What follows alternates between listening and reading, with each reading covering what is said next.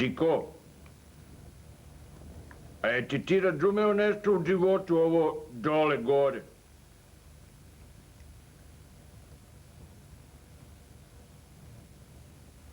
Je tam.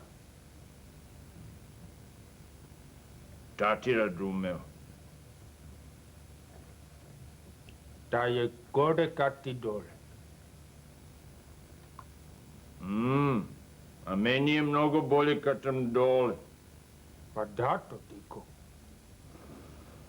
Pa zato što volim kad sam dole, samo stavim ovako ruke gore, ništa ne radim. Diko. To je zabranjeno. Nije to zabranjeno, zabranjeno je kad imaš devojku i gore i dole, to je zabranjeno. Pa to je zabranjeno. Da. Nisam znao. Diko? A zato ljudi gledaju u nebo.